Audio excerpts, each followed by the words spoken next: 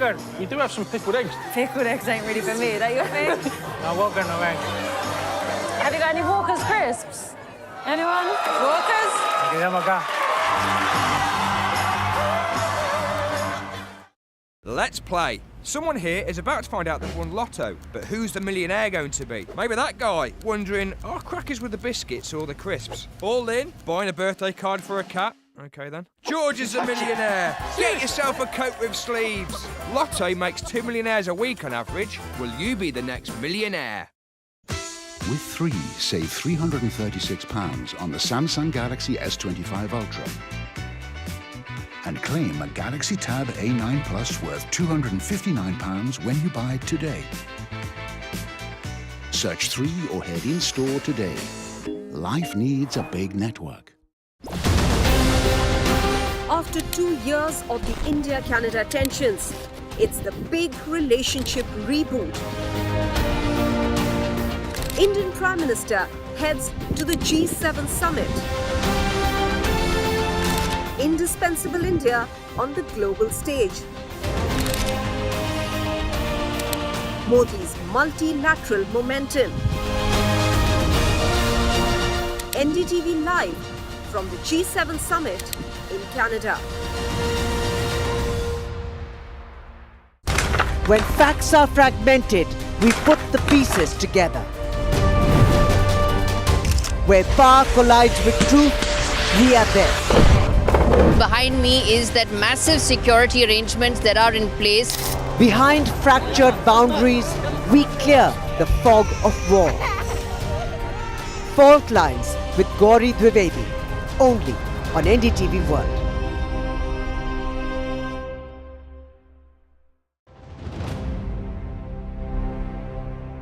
Bomin Irani, your acting career begins at a very young age of 41. And so usse pehle it was photography. You had captured India through the lens of a photographer, and then you worked in the hospitality sector as well. Before that. So while you were, dabbling between so many roles, which one is it, and when was it that you realized that it is acting? I think when I was very young, my love was always cinema, actually. I used to watch all kinds of movies even at a very young age. Very young, and a lot of people used to wonder why I would watch movies that were...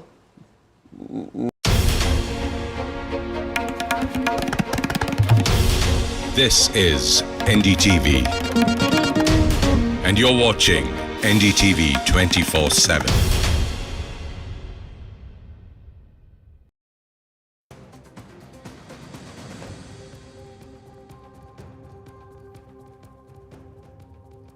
A very good evening. You're watching India Global. I'm Gaurie Dwivedi. Over the course of the next 60 minutes, we get you all the news, the views, the big stories. But first up, the headlines.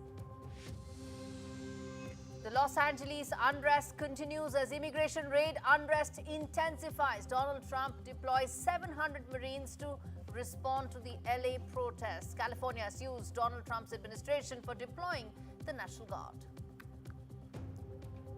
Another Chinese scientist arrested at US airport, accused of smuggling biological material. And Han is the third Chinese national arrested in less than a week. US resumes visa processing for foreign students at Harvard University. The student visa processing resumes after court blocks Trump's ban on Harvard. Iran threatens Israel with treasure trove of secret files. Iran says that secret Israeli nuclear files will be unveiled soon. How will this impact the entire Middle East calculus? We decode. And shocker coming in from Austria, where 10 dead in a school shootout incident, including the suspect. At least 30 have been injured and are being treated in the hospital after the mass shooting incident.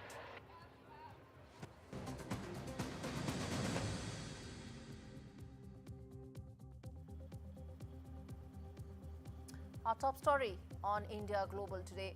Another foreign researcher and their biological threat that it poses. A third Chinese national has been arrested, viewers, in the US.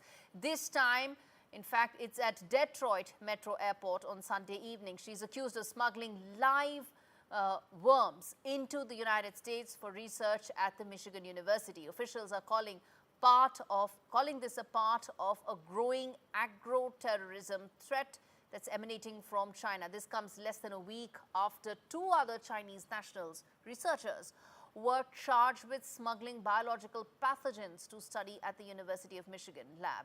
The FBI, the ICE, and Homeland Security are now investigating and getting deep into this investigation, which is now taking a 360-degree view, probing links between foreign state-backed labs and American research centers. Now, what is really at stake here? What can we expect going forward? And will this mean a reset as far as how America views biological warfare? This report has answers to all those questions.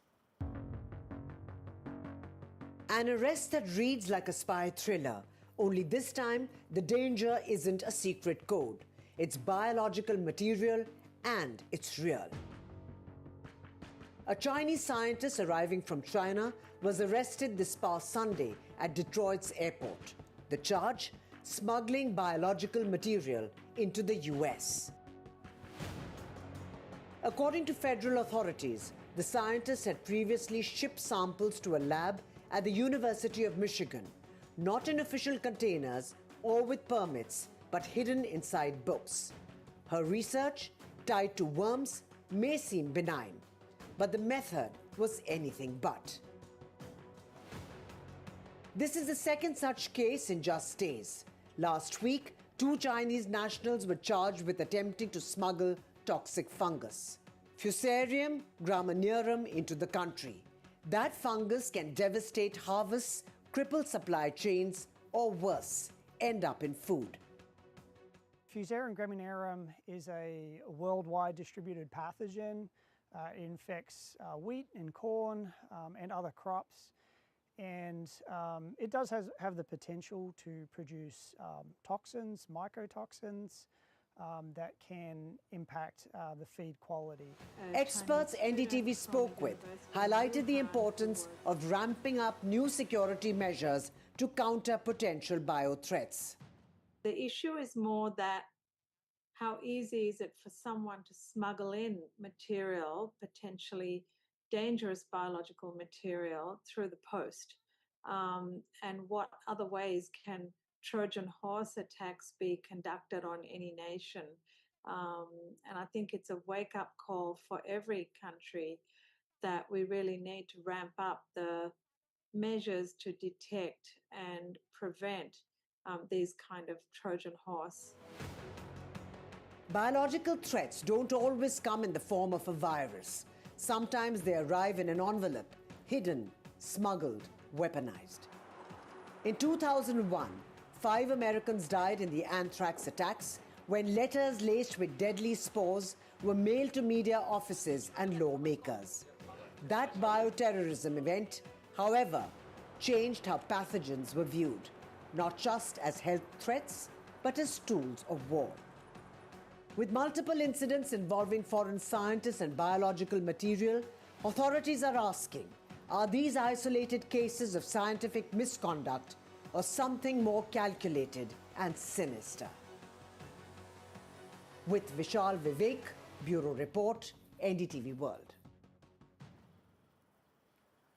The big questions that we are posing on this, well, first and foremost, what safeguards are actually in place to prevent foreign biological smuggling to take place?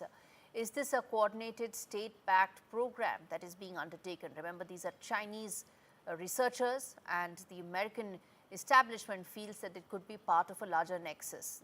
And how vulnerable is American agricultural sector to targeted biological threats? That's an important aspect to really understand what kind of guardrails should be in place. And lastly, is this another instance of a biological warfare being unleashed by China? And let's get in Brahma Chilani to answer some of those questions for us. Mr. Chilani, the fact is that there is now a pattern that has come to light. There are now 3 Chinese researchers that have been caught in less than a week's time, indicating that there's a pattern and there's a coordinated effort here. Yes, in the US, this is raising a lot of concern and also getting a lot of media attention.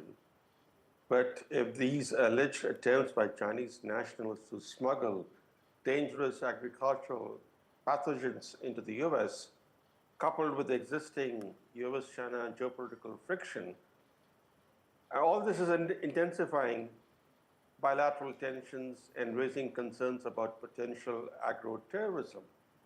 But if China can do this, and I'm saying these are alleged attempts, if China can seek to smuggle dangerous agricultural pathogens into the US, you could also do that in relation to India. The Indian system is, in fact, even more porous than the American system. So we have to ask ourselves as to how we can prevent such acts of agro-terrorism if indeed these attempts were agro-terrorism. But certainly what we're seeing now is a renewed focus on China's biological weapons program. China is a signatory to the Biological Weapons Convention, which prohibits countries from pursuing biological weapons. But you would recall that when investigations into the origins of the COVID virus were undertaken. Just that, Dr. Chilani, that when the origins of COVID virus were being investigated, China refused to provide access to its labs. So it can be signatory to many pacts, but at the end of the day, it cannot be trusted. You're absolutely right, which is, in fact, in January 2021, the US State Department, in a fact sheet publicly released, said the Wuhan Institute of Virology, the lab that was working on coronaviruses, the US State Department said that this particular lab was actually engaged in military programs relating to research on coronaviruses. In other words, according to the US State Department, China was engaged in offensive biological weapons research at the Wuhan Institute of Virology. But the key question is this: how do you protect the agricultural sector? Because you can protect your financial infrastructure, you can protect your military infrastructure, but farms are spread across every nation. So protecting the agricultural sector is very difficult, which makes biological attacks on crops or livestock much easier to carry out, because these attacks go undetected. Absolutely. And are difficult to trace. And probably they come to light when damage has been done. Final question I want to ask you is that these are instances that are not only limited to US. It could happen to any country, anywhere. You mentioned India as well. Do you think some sort of a uniform guardrail needs to be in place? Certainly, but the problem is this, that international law is weak against the powerful states because there is no enforcement mechanism. How do you enforce international law, especially against the powerful states? So what happens is this harsh reality. International law is powerful against the powerless, but powerless against the powerful. So even if you have international conventions and treaties, there is no enforcement mechanism. So the powerful can actually abuse international norms, they can flout international norms, and they can engage in activities which are antithetical to customary international law and even to international morals and international rules. Absolutely. I'm going to leave it there. Pramod Chilani, always a pleasure to have you on the show to discuss what is now becoming increasingly clear that there could be biological warfare that China may have unleashed on US. All right, shifting gears now to another important story. Well, as far as China's rare earth curbs are concerned, a wake-up call to the world. That's how Union Minister Piyush Goyal described China's rare earth export curbs. As India scrambles to build alternate supply chains, Goyal warned that China's stranglehold on 90% of the world's magnet production has rattled sectors, whether it's automobiles, whether it's appliances. But India's response has been swift. I want to first play out that soundbite, and then we come back and talk more about what could be India's blueprint. In a way, it's a wake-up call for all those who have become over-reliant on certain geographies. It's a wake-up call for the whole world that you need trusted partners in your supply chain. India's blueprint, a three-pronged push, diplomatic pressure on China, hunting for new global suppliers and turbocharging local tech. And there's action on the ground. Startups and industries are rising to the challenge with innovation and not just subsidies. We are working on several other tracks to see the availability from alternate sources, to look at our Indian Indian Rare Earths Limited, providing the necessary materials to be able to speed up the development of our own products. The road ahead may be bumpy, but India's gears are shifting. Moreover, viewers, Beijing may hold the magnets, but New Delhi is building the momentum. Let's get in Amirullah Khan, who is, I'm told, a trade expert, to talk more on this. Mr. Khan, now the fact is that as things stand right now, China's hold over rare earths is now disrupting not just India, but global supply chains. What do you think we should be doing to be able to address these issues? Well, what is very clear is that China is using this monopsony that it has over rare earth to negotiate hard. The real issue is China-US trade. And just to ensure that that trade gets back to some kind of an even keel, China is going to act tough. And when it acts tough with the US, it will willy-nilly act tough with other countries. And therefore, while we in India do not really have a tussle or a problem with China, we will suffer only because the US is not going to negotiate easy. And you will see that what's happening in London is a pure reflection of that, where both the parties are digging their heels, expecting each other to make a large number of concessions. So as far as India is concerned, and there are just two ways out. One is that hope that the US and China cut a good deal. And secondly, that we do a bilateral deal ourselves and ensure that while China has problems with the US and goes around and does whatever it can to increase or get back their export, because China, the big threat to China has been that after this trade war started, China's exports to the US have taken a plunge like never before. And that is a problem for China. And therefore, they're going to use everything to ensure that those exports go up, and all the curbs that are happening on technology, all the issues like the Huawei controls and so on are eased. But be that as it may, as far as we are concerned, we will have to ensure that we do a series of conversations with China on our own. All right, I'm going to leave it there. Thanks much for joining me on the show. At the end of the day, this is something that India will have to address, simply because it's not just about economic interests, it's also about national interests being protected. I'm going to take a quick break, come back on the other side, viewers, with a lots more on the other side in terms of stories that we'll be tracking.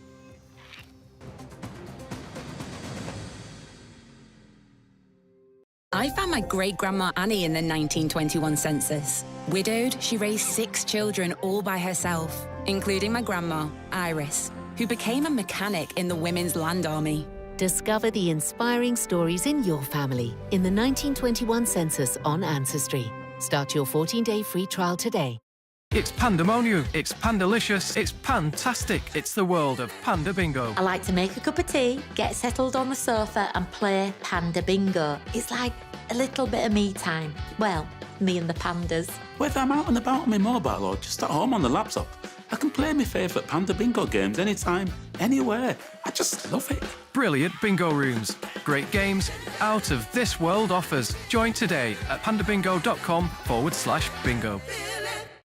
Ngajar wacan hulasin, wasil ngajar أجلها ويحن مسطي أقول عشان ممتن أقول عاي أراي لقاطق قاجة على من أقول بدنا مجنة أقولتو galon kama gitu saya neapar kasat. Ayat no tenía comida y la niña estaba mal. Lloró. Estábamos tristes. Fatoon, Leolida, and Monica are caught in the biggest global hunger crisis of the 21st century. Millions of children all over the world are going hungry because of conflict, displacement, and extreme weather. We urgently need your help to fight acute hunger and malnutrition. Please search Save the Children or visit savethechildren.org.uk to give £5 a month. Your £5 a month can help us give hungry families life-saving food and provide malnourished children the treatment they need to recover.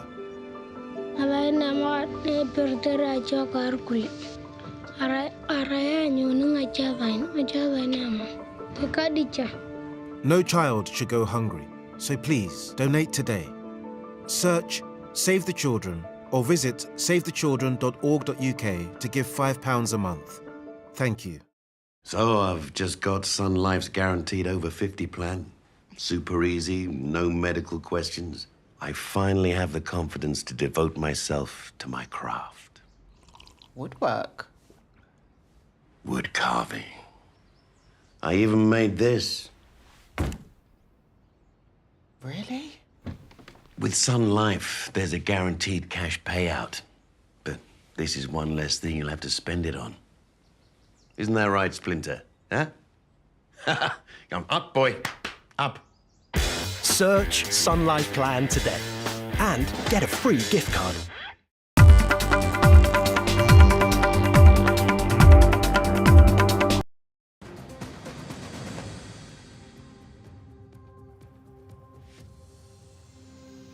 The other story that we are tracking on the show, well, Iran's intel minister says that his government is in possession of sensitive Israeli documents. Now, what does this mean? It means nuclear secrets, possible nuclear secrets of Israel in Iranian hands. How will that change the landscape of the Middle East political landscape is the key question. Diplomatic ties with the US, Europe, all likely to be impacted. Broader defense capabilities of Israel could be on the line because these are not just secrets. This is, in fact, a blueprint about how Israel is looking to protect itself now and going forward. Now, how is this going to change?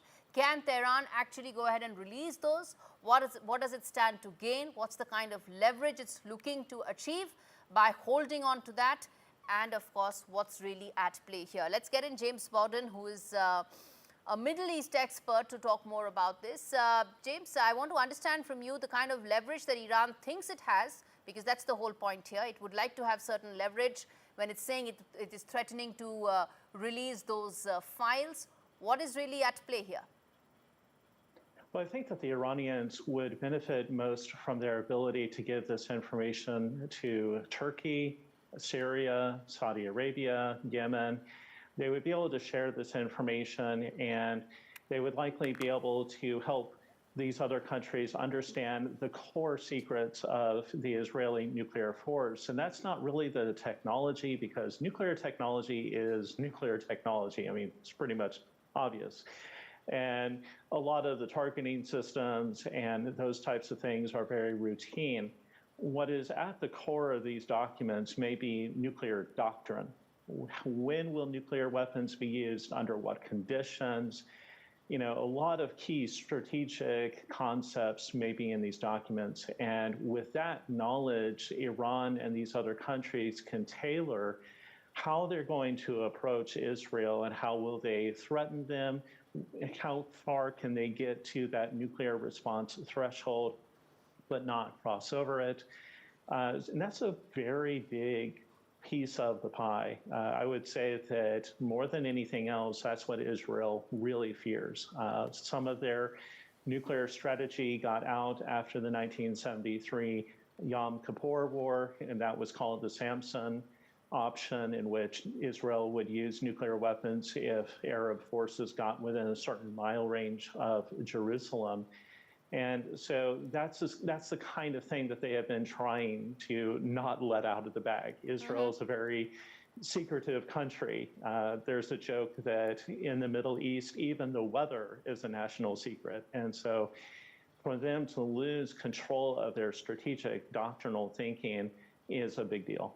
I'm not even getting into the kind of intel failure this is, because that itself should lead to many questions and a high-level probe. But I want to understand from a larger impact to the region point of view. This also comes in the wake of uncertain dynamics, for want of a better word, uncertain dynamics between the US and Israel, right? I mean, there's frustration on the Trump administration side. There's a certain hardening of a position on Mr. Netanyahu's side as well. In the backdrop of that, how do you see the renewed security threats that Israel may face if these documents were actually leaked? Well, it would result in a reduction of intel sharing. There is what is called the Five Eyes. So there are 5 countries in which intelligence is routinely shared. And this would lead to a reduction of that intelligence sharing. And that's a very scary thing for Israel. But even the US. Israel and the United States cooperate very closely with sharing intelligence. In fact, there's a belief that the FBI and other agencies have what's called a fusion center in Israel, which brings together masses of volumes of intelligence and process it in order to avoid another 9/11 attack. And so if Israel or the United States were to feel that they couldn't trust either with their intelligence and with the information they're sharing, then it can weaken that strategic partnership. And that's a big fallout. And that also extends to Europe. Everybody is now going to be questioning and examining and wanting Israel to prove up that they have secured and tightened down access to this information. And so it may damage in the short term how Israel is able to conduct business with other countries. And at the end of the day, do you think, James, this is going to be, of course, some sort of a possibility for Iran to push back on the renewed sanctions that are being talked about? I mean, that's leverage, right? They would want that they are able to push back on the additional sanctions that are being proposed on Iran right now? And will they be successful in that? I'm not sure how much leverage in the nuclear talks it will give them. I mean, it may give them some, but again, the intel sharing and, with being able to spread it abroad, that's the bigger thing. I just don't see that as being as big a factor. We're really at loggerheads over the issue of enrichment. Now, they may say, we can hold off, we can not share this if you allow us to have enrichment, but then, I mean, there's no reason for a deal at that point. So, again, I think the real leverage that Iran has is just their ability to share it out with these other countries and how it would force Israel to go back and change all of that. They're going to have to modify policy and modify security systems. And that takes time. There are people who are removed from the system. There's accountability. And it can distract from the other issues of the day. All right, I'm going to leave it there. Thanks much for speaking to me on India Global, a story that has major political and economic ramifications and, of course, stability of the region. Shifting focus now to another important story. U.S. Commerce Secretary Howard Lutnick has said that trade talks with China are going well as both sides meet for a second day in London. Discussions are focused on resolving tensions over export controls, especially with regard to rare earth minerals. We spoke about that because they're critical to global supply chains. China controls most of them. And if America doesn't have access to it, then it impacts its industrial manufacturing and several economic views as well, and economic forecasts. The talks follow a tentative Geneva deal and a recent call between President Trump and President Xi Jinping. Investors are watching closely with hopes that the negotiations will ease economic strain and avoid further escalation between the two sides. Massive overnight drone attack by Ukraine has temporarily grounded flights across major Russian cities, including Moscow and St. Petersburg. Russia's defense ministry claims it shot down 102 drones, nearly half over the Bryansk region bordering Ukraine. No damage has been reported. Air traffic was suspended at over a dozen airports, including all serving Moscow airports. There are 4 of them and several in St. Petersburg. Flights resumed in most places, but disruptions remain. A quick break. We return with more stories on the other side. Stay with us.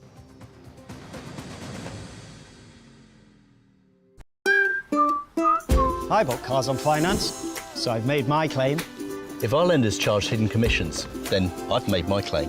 I could be owed thousands. I've made my claim. I've made my claim. I've made my claim. I've made my claim. It's so quick and simple. You could be owed thousands in hidden commissions from vehicles bought on finance since 2007, even without the details. I've made my claim. Trust myclaimgroup.co.uk. Claims made simple. Visit bingoaliens.com/bingo for a cosmic range of bingo games, taking bingo to another dimension at bingoaliens.com/bingo. With 3, save £336 on the Samsung Galaxy S25 Ultra. And claim a Galaxy Tab A9 Plus worth £259 when you buy today. Search 3 or head in-store today. Life needs a big network. After 2 years of the India-Canada tensions, it's the big relationship reboot. Indian Prime Minister heads to the G7 summit.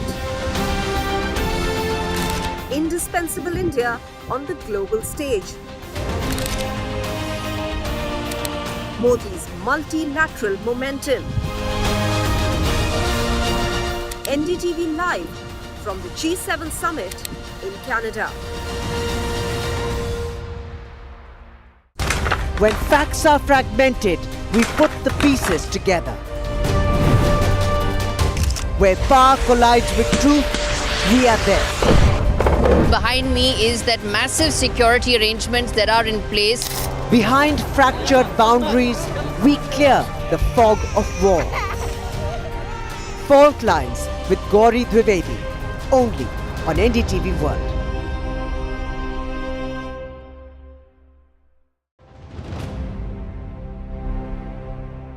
Bomin Irani, your acting career begins at a very young age of 41. And so usse pehle it was photography. You had captured India through the lens of a photographer, and then you worked in the hospitality sector as well. Before that. So while you were, dabbling between so many roles, which one is it, and when was it that you realized that it is acting? I think when I was very young, my love was always cinema, actually. I used to watch all kinds of movies even at a very young age. Very young, and a lot of people used to wonder why I would watch movies that were not part of my pay grade. Why am I watching these kind of movies? Not because they were adult or they were, I just love the movies.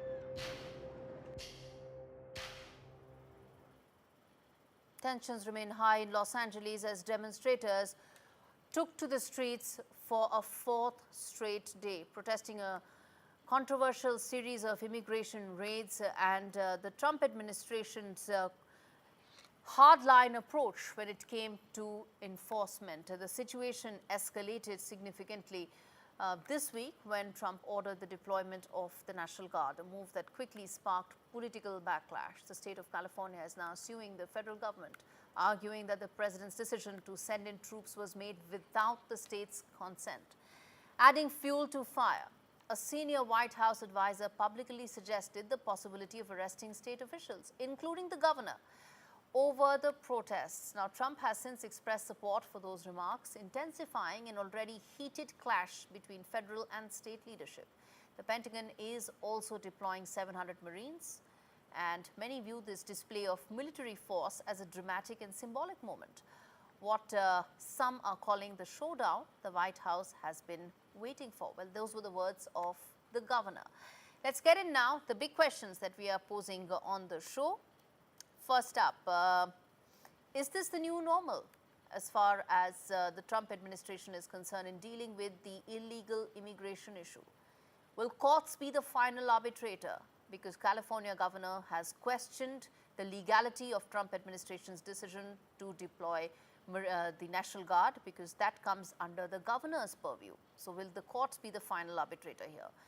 And lastly, is this now a state versus federal government issue? Is this now what it's turning out to be, a state versus federal government issue, which is where the buck really needs to now be decided? Also comes in a year ahead of the midterm polls, which is what Trump administration would be eyeing. Glenn Carl as well as Ray Locker joins me more on this. Gentlemen, thank you so much for joining me on the show. Let me start with you, Mr. Carl. The fact is there are several legs to it. There is the political aspect to it, the security aspect to it, the messaging aspect to it. I'm going to try and cover as much ground as possible. But Mr. Carl, where do you stand on those very dramatic visuals that came in of a first world country looking every bit third world? Well, America is not a stranger to demonstrations and sometimes violent ones. So from that extremely narrow perspective, I'm not especially alarmed. But this is, I think, a far more alarming situation for the country, for the United States, for American democracy, than even those who are concerned about the issue and focused on it understand. Immigration is the proximate issue, and it's an important one. And I agree with how you framed this, that the Trump administration is setting this up to be able to carry out its deportation policies related to illegal immigrants. But the issue is really much larger, and as you noted, the issue between state authority and federal, Washington authority, is fundamental to how American democracy functions. And the Trump administration has been setting this up quite clearly to carry out its policies that are called the unitary theory of executive power, which really undermines the foundations of American democracy. So this is an historically significant issue, and the states can appeal to the courts, but the federal government is pushing to control the power, and that is a critical issue. Ray, comment on the other aspect, which is that a lot of people feel that this is essentially now a blue versus red political fight, and immigrants, illegal, are just caught in the crossfire. Well, I think that's a part of it. I mean, look, we've had illegal immigration in California and the rest of the country for decades now.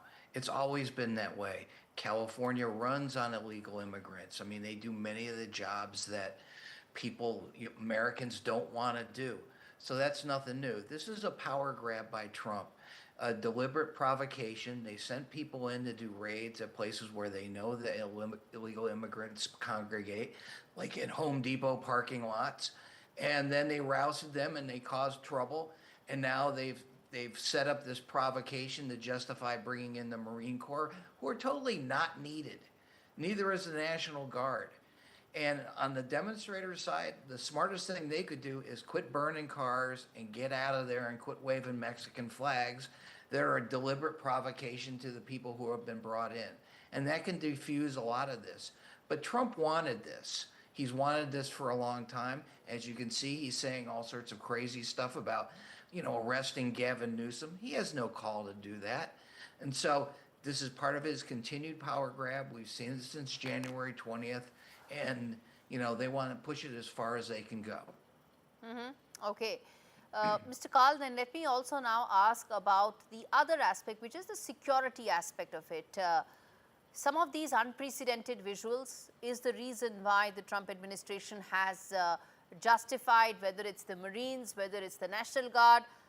Is this the new normal now in America, and irrespective of which government is in power? Well, I would say it is the new normal, which is hideous, but I would disagree fundamentally and quite strongly with your last phrase, which was that irrespective of who is in power. Not at all. This is all directly linked to Donald Trump and now the Republican Party. And that is not a partisan statement. That is simply an objective summary of what has happened, in fact, for the past decade, frankly, for the past 40 years, but especially during the Trump era, which from 2015 on, let's say. So new normal, I mean, this is a clear, there is a clear, coherent, cogent, and focused drive by the ideological leaders or thinkers in the Trump administration, the Republican Party, to centralize power in the chief executive. And that is fundamentally un-American and anti-constitutional. It implies the end of the American system of government. That is not an overstatement. If you can ignore clear laws of historical duration concerning the use of military force against American citizens, then you really have cast aside the Constitution and centralized power in the White House, which is the explicit objective of this administration. And it's in Project 2025. It has been stated. I struggled against this just as one among many federal officials 20 years ago under the Bush administration. The theory of unitary executive power is the explicit objective. This is part of it. Immigration is important, but is actually a tool to a much larger enterprise, and one that is frankly revolutionary and quite dangerous.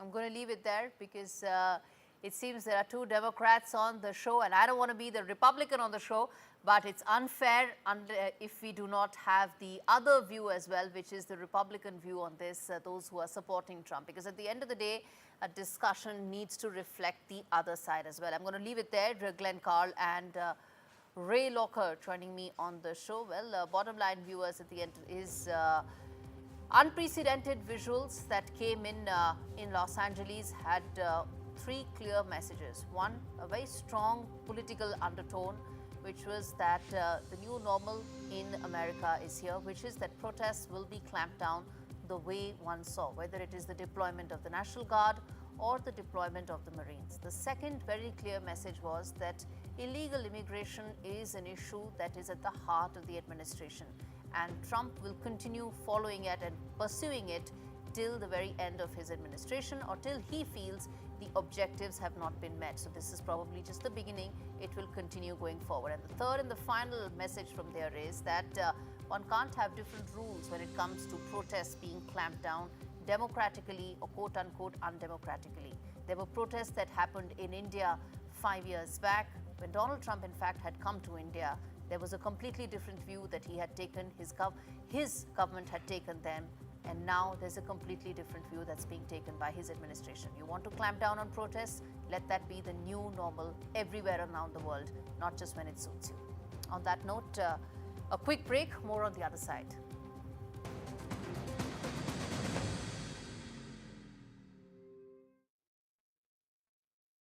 Done from work said it's a lovely hike. Triathlon, Joe. Right, Rosie, can I have the boots bag? No, I meant the hiking boots bag. Did we not bring it?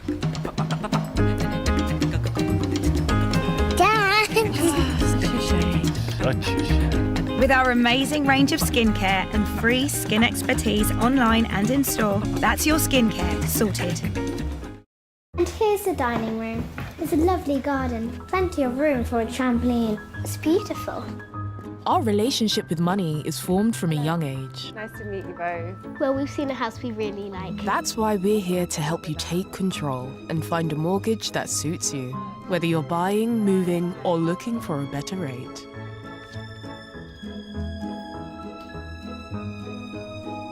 Barclays. Make money work for you. Your personalized home insurance deal's already done for you. Piece of cake. Just make it simple with personalized deals delivered from Compare the Market. Visit bingoaliens.com/bingo for a cosmic range of bingo games, taking bingo to another dimension at bingoaliens.com/bingo. Message delivery dans le voyage. Please in every 20 minutes, keep it from drying out. And voila. This gonna taste all right.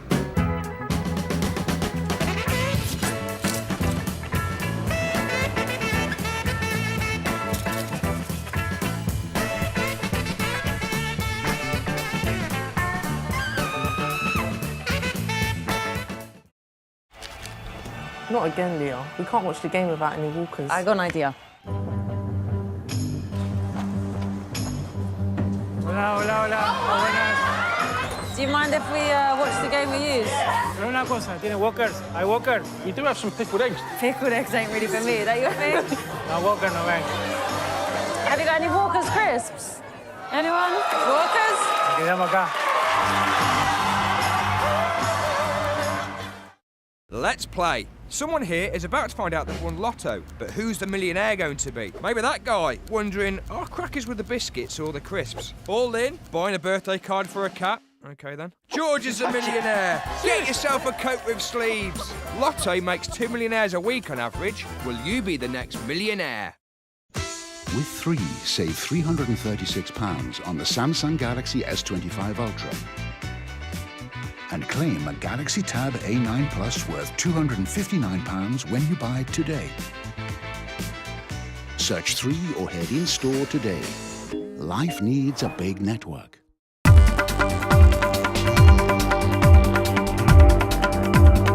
Behind the camera. It's a huge reprieve for all the students who have zeroed in on Harvard University, have got their admission letters, but had no idea whether or not the visa processing will begin. There's a reprieve there because there's a legal victory that America's oldest university has achieved against the Trump administration. It's bringing hope to international students bound for Harvard. The U.S. State Department has ordered all embassies and consulates of America around the world to resume processing student and exchange visitor visas, specifically for Harvard applicants. This comes after a federal judge in Boston temporarily blocked President Trump's controversial ban on foreign students attending the Ivy League school. The judge's ruling followed mounting criticism that the ban was discriminatory and harmful to academic institutions. According to reports, the state government cited parts of the judge's decision saying the fresh directive was in accordance with the temporary restraining order for many students around the world. It's a much needed moment of relief, though the broader legal and political fight over immigration policy remains far from over. And in fact, nobody knows about the Trump administration. Who knows, there could be yet another directive that may be challenged yet again in courts. But for now, there is a temporary reprieve for all the students. All right, shifting focus now to Apple's annual developer conference on Monday that lacked the splashy announcements that fans are used to seeing. There was nothing like the Vision Pro reveal from 2023 or the Apple Intelligence announcement last year. But there was an important software update. It's a new design language that runs across all of Apple's OS, or operating systems as they're called. The company is calling it Liquid Glass. And to decode that, Gaurav Chaudhary, or Tech Guruji as he's called here at NDTV, is here to connect the dots for you.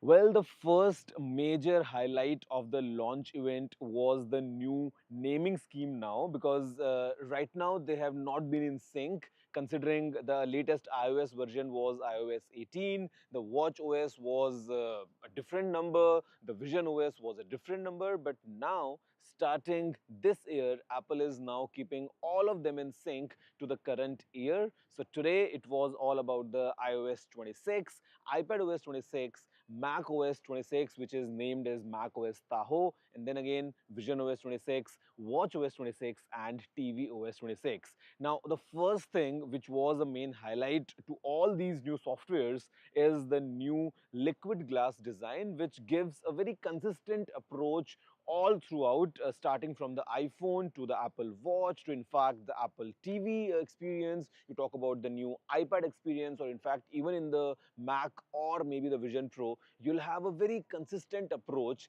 That's all thanks to the new liquid glass design. Apart from that, we have had some great improvements in Apple Intelligence. Talk about live translation for messages or calls. Well, it's pretty useful. At the same time, now we have visual intelligence to search for stuff which is present on the screen. So I think everything combined, lots new updates coming in from Apple. I'm shifting focus now to a story where details are still sketchy and information is still being verified. So instead of making any claims that may be incorrect, I'm only going to now get the person who had seen this firsthand. Kunal Jain joins me, who's a witness and a founder of Kaushalam Foundation. He made the claim that he saw at the airport a student. Details, as I said, are still yet to come in, and we would err on the side of caution till we have an official announcement. But Kunal, I want to understand from you that you had actually put this out on social media. What's your first person account of what happened? As I said, we're going to put in some checks and balances because a formal announcement on what really happened is still awaited. Yeah, I mean, I simply posted what I saw, right? So all the visuals are very self-explanatory what you saw. The only difference what I can say is what I saw from my naked eyes was more than what you are seeing in the pictures, because I did not take all the pictures. I did not take the whole length video or whatever. This is just simply what I could take some little bit of snippets. I was, in the beginning, we could not understand what he was saying because everybody is not in a frame of mind that somebody is speaking Hindi and which too in a Haryanvi language. So everybody thought it's a Mexican guy and they're pinning him down, probably sending him back, because those are the visuals which are quite common at the airport. We never had this idea. When I started listening what he was saying, at that time I realized he is from India, and it made perfect sense because this flight was coming to New Delhi. So this whole scene was happening right at that moment around us where the flight was taking off for New Delhi. So it was quite clear by that time that this is an Indian, young man. He did not want to leave. I think that was in his mind, and that's why he was kind of little violent. He was hitting his head from the wall. And then when he started doing that and he started yelling that, I am not pagal, mujhe pagal mat samjho, tum log mujhe pagal bana rahe ho, main pagal nahi hu. Aur baar bas yahi repeat kar raha tha do cheezein. Okay. So, I'll tell you why, Mr. Jain, I said I'm going to err on the side of caution, because the identity and even the nationality is yet to be officially declared, and which is why we need to maintain our checks and balances in terms of the antecedents and what really happened. You are, of course, giving a first-person account in terms of what you saw that happened there. But Mr. Jain, I want to now ask you a larger question, which is around the fact that even legal immigration in the US is now becoming a matter of great scrutiny, with every case being seen and reviewed multiple times. Take the case of students, take the case of green card holders, take the case of senior citizens, H-1B, across the board. As someone who's been there, do you see that this is now the new normal, the new sentiment that is going to be the case, whether it is the Trump administration or the next one? It was always there. It's just whenever a new government takes over, they have certain priorities. And I think Trump government and administration has a priority for immigration, and it is very clear. It is all over from the very beginning. Their policy about immigration is very clear. They don't want any foreigners, unauthorized, illegal foreigners, to come into the country and take the advantage of the resources which are purely limited for, and which is a great policy. I'm not denying that fact. I can't comment as far as the legality of this case is concerned or what should be the legal policy for immigration. I'm not an immigration attorney. I suggest you have an immigration attorney on the show and he can probably answer this much better. But what the stories I hear in the newspaper, and I have about 5-6 of my family members who are in different university programs in the United States. And what they have been telling me in last 2 months, there is a influx of a lot of these cases where even if you commit a little bit of kind of, not a crime, but let's say a citation you get for the speeding or a traffic ticket. Yeah. It can come on your record. It can. So they are becoming more and more watchful and every act is being monitored.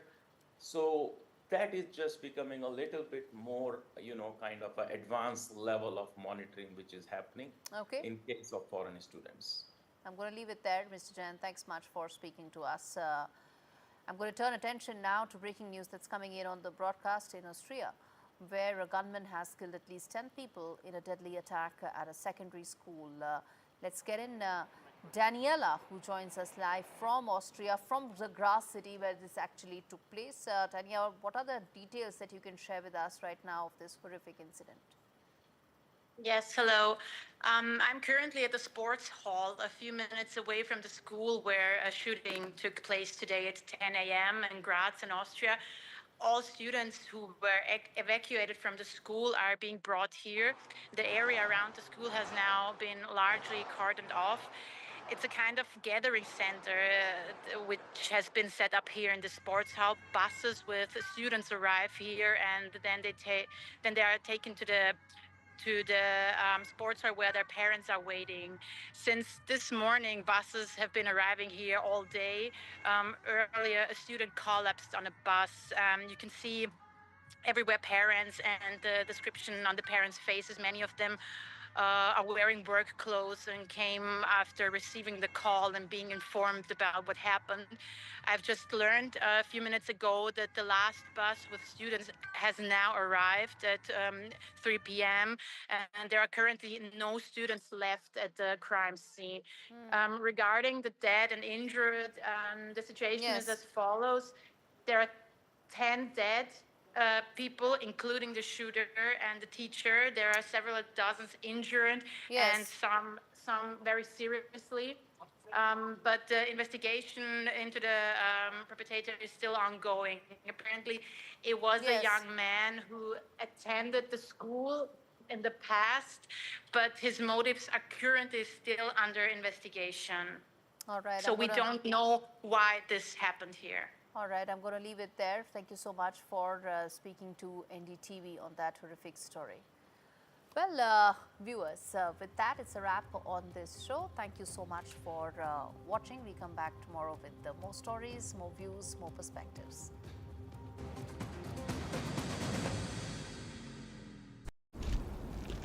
John from work said it's a lovely hike. Triathlon, John. Right, Rosie, can I have the boots bag?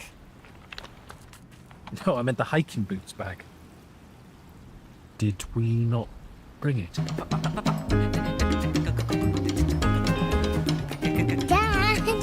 Such a shame. Such a shame. With thousands of lower prices of boots, that's your summer sorted. And here's the dining room. There's a lovely garden, plenty of room for a trampoline. It's beautiful. Our relationship with money is formed from a young age. Nice to meet you both. Well, we've seen a house we really like. That's why we're here to help you take control and find a mortgage that suits you, whether you're buying, moving, or looking for a better rate.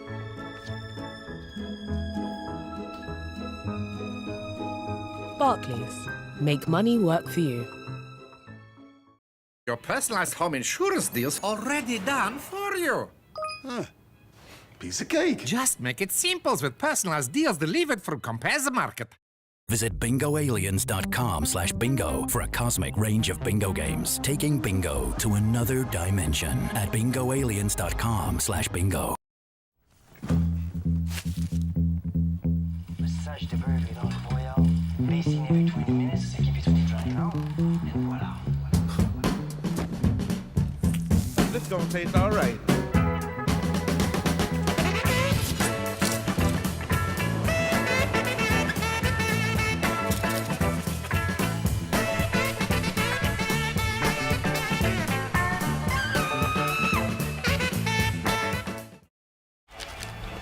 Not again, Leah. We can't watch the game without any walkers. I got an idea.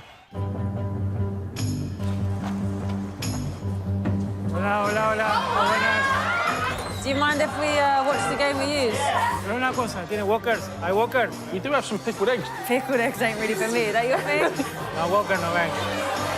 Have you got any Walker's crisps? Anyone? Walker's? Quedamos acá. Let's play. Someone here is about to find out they've won Lotto, but who's the millionaire going to be? Maybe that guy, wondering, are crackers with the biscuits or the crisps? All in, buying a birthday card for a cat? Okay then. George is a millionaire. Get yourself a coat with sleeves. Lotto makes 2 millionaires a week on average. Will you be the next millionaire? Done from work said it's a lovely hike. Triathlon, John. Right, Rosie, can I have the boots bag? No, I meant the hiking boots bag. Did we not bring it?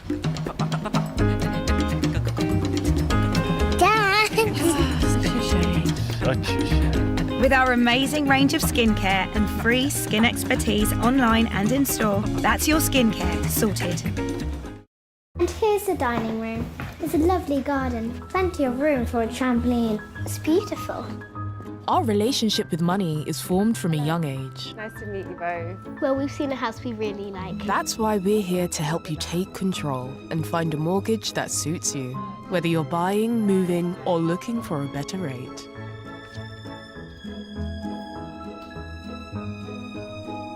Barclays.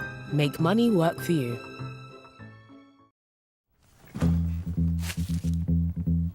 Message delivery dans le brouillard. Listen every 20 minutes, keep it from drying out, and voila. This gonna taste all right.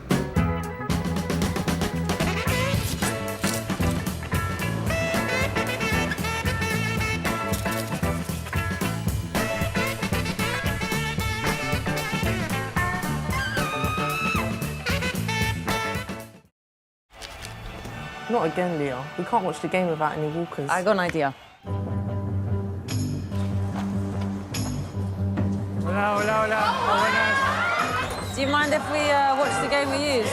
Pero una cosa, tiene walkers. Hay walkers. We do have some pickled eggs. Pickled eggs ain't really for me. Is that your thing? No walker, no ven. Have you got any Walker's crisps? Anyone? Walker's? Quedamos acá.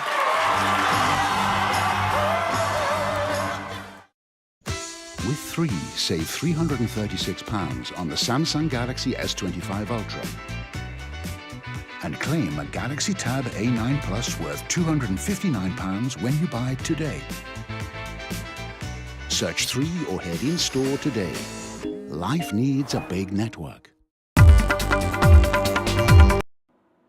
Discuss about the current political situation, including the unfortunate tragic incident which happened in Bangalore. CM and PCC President briefed the leadership about the incident and the action taken by the government on post-incidents. We are the party are very much matter about the human life. Unfortunate incident happened. Anyway, government of Karnataka has already ordered a judicial inquiry to find out what exactly happened. During the course of judicial inquiry, party didn't want to involve into the nitty-gritty of the issue. Government is squarely responsible for this. In the morning, 10 o'clock, he has tweeted and he has given a call to people attend in a big way. And he is telling that I was not briefed, that there is police have expressed some apprehension.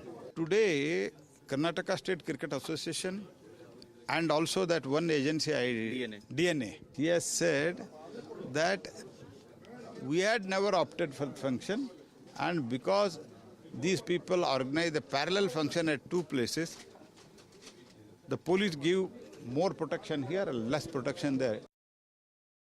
My colleague Sunil Prabhu joins us with more details on the story. Sunil, a very important meeting there. Tell us what really happened in that meeting and what was that message that Congress leadership has tried to give out? Well, I think some very plain speaking, I think the Congress High Command has not been very happy with the events that have unfolded, the unfortunate stampede and the lack of proper management which led to those unfortunate incidents is something that is uppermost in the Congress High Command's mind. And that's the reason why they were summoned to very categorical and clear assertion from the Congress High Command to take steps which are pro-people to ensure that they correct their image. There has been a host of infighting between the Chief Minister, the Deputy Chief Minister and others. And it's in this context that I think the Congress High Command wants them to work unitedly as a cohesive unit to ensure that in future such events do not cost not only the party but the government its image. And it's in that backdrop they've also made it clear to the Congress Chief Minister to redo and do the re-enumeration of the caste census, which was done 10 years back, which is now going to be made public because there are certain sections, in particular the Vokiligas, who are dead against it, led by, of course, the Deputy Chief Minister, who's a Vokiliga himself, Mr. T.K. Shikumar, who's been upset with that. And it's in that backdrop, I think they have tried to, buy peace and truce. But be that as it may, I think the Congress understands that they're walking a tightrope and they need to do course correction and improve their image in the state of Karnataka. Right, very interesting details. Thank you, Sunil, for joining us with those details. Let me also get in my guest now, Prashant GS from the BJP, Shatabish Shivanna, who's representing the Congress here, and also Professor Sandeep Shastri, political analyst. Thank you all of you for joining me on this broadcast. And we also have R.K. Upadhyay, who's also an analyst. Thank you, Mr. Upadhyay. Professor Shastri, to you first. Do you see this as a corrective action by the Congress party, or do you see the Congress leadership trying to assert its authority and saying that, nothing really, something like this cannot really happen under its watch? Or do you think that this is basically just outside the cricket stadium, or outside the cricket stadium, or it could be the increasing view within the police, the demoralization within the police force with the suspension of key officers, holding them responsible for what happened. I think all these factors has pushed the government on the back foot, and therefore has required the leadership at Delhi to call the state level leaders to take stock of the situation so that the party can somewhere recover some position, because in the present situation it becomes very difficult for the government to focus on its governance agenda with all these developments taking place. Prashant GS, what would your problem be with this meeting that Rahul Gandhi has had? Because this is also the central leadership showing that it will not allow any form of misgovernance, and in fact it is reprimanding its erring leaders that you have to be in control of your state and you cannot send multiple messages. Vasudha, it's not about sending multiple messages. The message is clear to everybody in the country that Siddaramaiah and Shivkumar were responsible for this fiasco, that is death of 11 innocent cricket-loving fans because of Siddaramaiah Shivkumar's inaction and inefficiency of the Home Minister Parameshwar. These three people have blood on their hands, and which Congress has realized, saying they are very responsible, because on one hand, if you say that RCB tweeted calling for people to